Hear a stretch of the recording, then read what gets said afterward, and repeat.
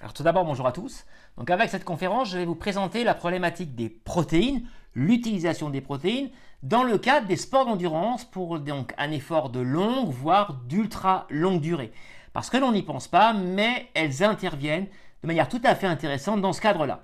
Alors, la conférence sera en deux temps. Dans un premier temps, je vous présenterai l'importance des protéines précisément dans le cadre des sports d'endurance et ensuite une nutrition qui va être riche en protéines. Alors, intéressons-nous d'abord sur les carburants. Lorsque l'on fait un effort d'endurance, on pense tout d'abord évidemment aux glucides, au sucre. Alors déjà ceux qui sont stockés dans l'organisme, qu'on appelle le glycogène, qui est à la fois au niveau de nos muscles et aussi dans le foie. Alors je rappelle que c'est uniquement le glycogène qui est stocké dans nos muscles qui servira de carburant pour nos muscles. Le glycogène stocké dans le foie sert pour l'ensemble de nos fonctions vitales, notamment le cerveau. Et puis il y a également le sucre que l'on va apporter pendant notre effort. Mais il faut quand même penser que la première source de carburant pour un effort d'endurance, ça reste notre stock de lipides. J'en ai parlé dans une précédente conférence. Ce stock est très important et c'est celui qu'on utilise en premier lorsque l'effort est modéré. Alors, il est stocké à la fois dans notre tissu adipeux, puis aussi dans le tissu intramusculaire. Et puis, il y a également les lipides que l'on va pouvoir apporter pendant un effort de longue durée. Et puis, notre troisième source de carburant, eh bien, ce sont les protéines, et notamment les acides aminés de type BCAA, et on va le voir ensemble. Alors, les protéines, qui sont donc des acides aminés, sont en deux grandes familles. Tout d'abord, les acides aminés non essentiels, on les appelle comme ça parce que l'organisme est capable de les synthétiser, en quelque sorte de les fabriquer. Alors que l'autre famille, les acides aminés dits essentiels, eux, ils le sont parce que on ne peut pas les fabriquer et donc c'est la nutrition et exclusivement la nutrition qui va permettre d'apporter ces acides aminés essentiels. Ils sont donc au nombre de 9. Alors, intéressons-nous aussi, puisqu'on parle de nutrition, eh bien, les acides aminés essentiels, il y a toute une série d'acides aminés essentiels qui sont ici et ceux-là n'interviennent pas directement dans le cadre d'une pratique d'un sport d'endurance. En revanche, intervient de manière très importante ce qu'on appelle les BCAA, qui sont donc trois acides aminés, la valine, la leucine et l'isoleucine. Ces trois acides aminés vont être tout à fait essentiels dans notre pratique d'un sport d'endurance, on va le voir. Alors, ils interviennent à plusieurs niveaux et ont plusieurs fonctions pour, par exemple, notre brave trailer. Tout d'abord, ils ont la première fonction qui est donc de régénérer les tissus. C'est la fonction dont on pense en premier. Alors, je vais revenir sur chacune de ces fonctions. La deuxième de ces fonctions, qui est déjà un peu moins connue, c'est la fonction d'un soutien énergétique. En effet, les BCAA sont un véritable carburant, notamment lorsque l'on est en très grande difficulté. On va le voir.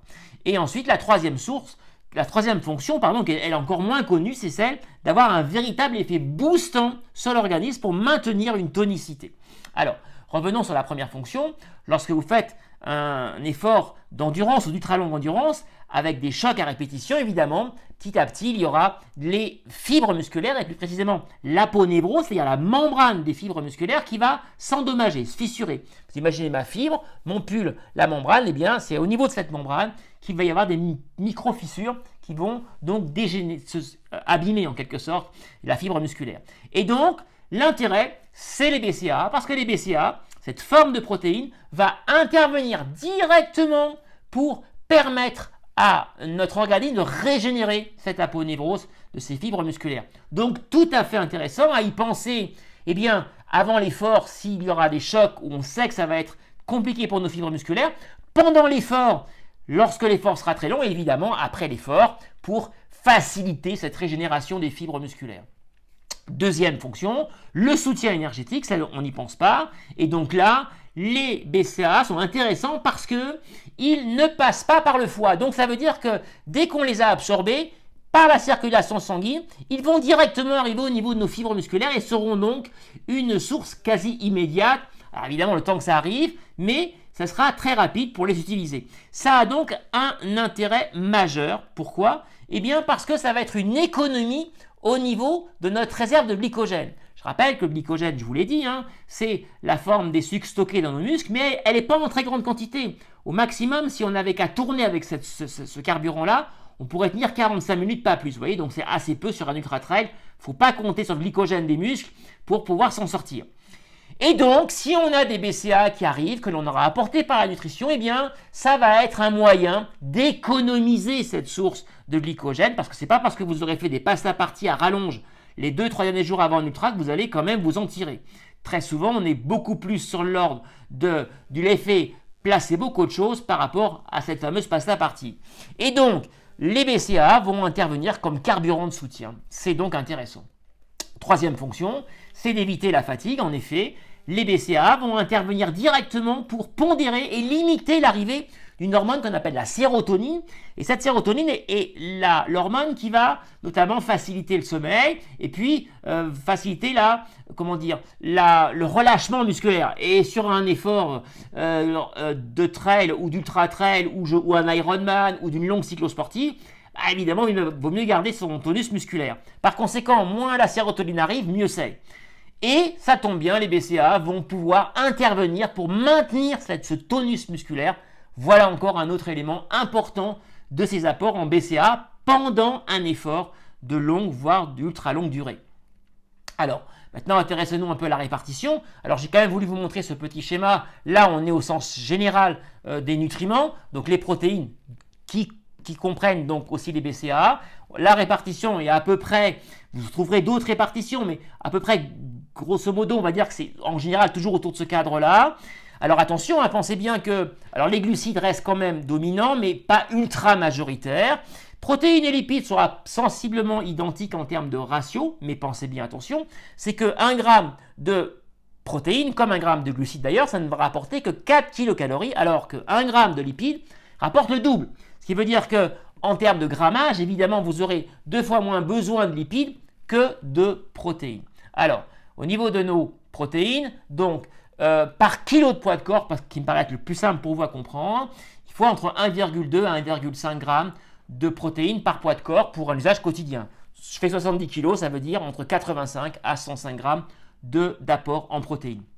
Alors, autre point, lorsque l'on veut évidemment prendre de la masse, c'est quand même très connu pour ça les protéines, on va augmenter, on peut aller jusqu'à 2,5 g, mais dans nos cas de sport d'endurance, ça a un intérêt notamment sur les 2 à 3 jours après un ultra trail. C'est intéressant d'aller jusqu'à cette quantité d'apport en protéines parce que ça va nous permettre d'apporter les éléments intéressants et pertinents pour la régénération de nos fibres musculaires, puisque dans les protéines, forcément, il y aura en tous les cas des BCAA. Alors, attention, au niveau des protéines, pensez bien que c'est intéressant aussi de faire en sorte que dans votre alimentation, il y ait une complémentarité. En effet, un aliment à lui seul est rarement avec tous les acides aminés. Je pense notamment aux céréales. Les céréales n'ont pas tous les acides aminés, elles sont pauvres en lysine. On va compléter notre plat avec des légumineuses ou des légumes riches en lysine, qui donc permettra d'avoir un plat de pâtes avec l'ensemble des acides aminés. Et notamment, je pense que des pâtes avec du persil, qui est tout à fait intéressant en termes d'apport en lysine, mais aussi le poivron, mais aussi les algues, ça peut être intéressant pour optimiser votre plat de pâtes.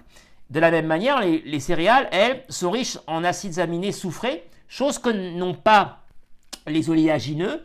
Je pense aux amandes par exemple. Lorsque vous prenez un produit énergétique, par exemple à base d'amandes, regardez qu'il y ait par exemple une céréale avec. Personnellement, lorsque je fais des barres énergétiques que je vous propose, ma barre amande, j'ai rajouté de la farine de riz parce que riz plus amande, ça va vous permettre d'obtenir une barre où il y aura l'ensemble des acides aminés. C'est donc intéressant cette notion de complémentarité.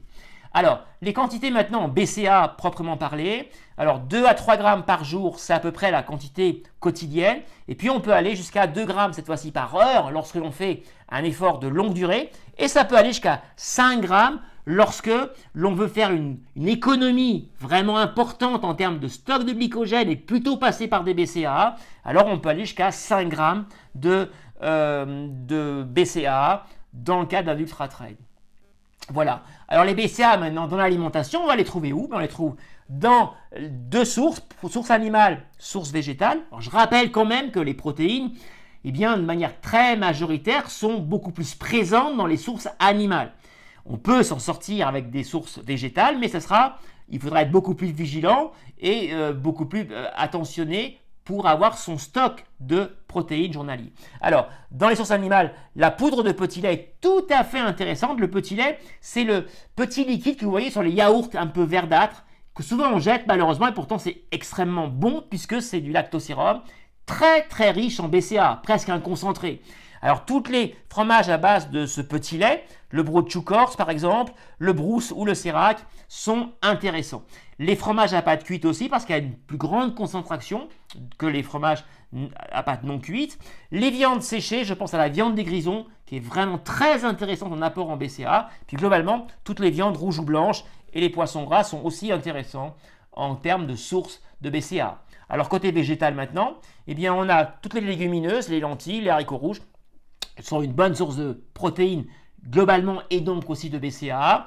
Le soja, les haricots de soja et aussi le tofu, intéressant. Vous voyez, donc par exemple, pour quelqu'un qui n'a pas d'aversion aux produits animaliers, on peut faire un sandwich avec un ultra avec la viande des grisons. Et par contre, pour un végétarien ou un végétalien, on va pouvoir passer par du tofu par exemple. Une tranche de tofu, ça peut garnir un sandwich en ultra trail.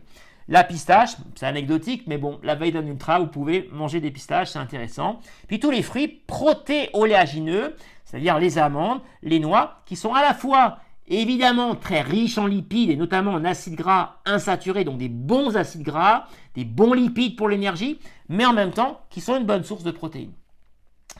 Et puis attention, lorsque vous êtes tenté par des cachets, des gélules de BCAA de synthèse, soyez extrêmement vigilants sur la provenance.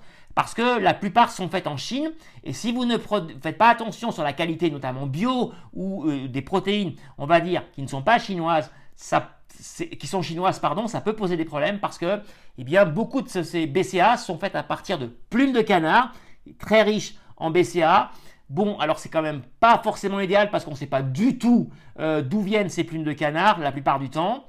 Donc je vous le recommande vraiment pas du tout. Et puis, quand ce n'est pas des plumes de canard, très souvent c'est à base de maïs. Et là encore une fois, en Chine, on ne sait pas trop si c'est du maïs avec ou sans OGM. Donc je vous recommande d'être quand même très prudent de regarder les étiquettes.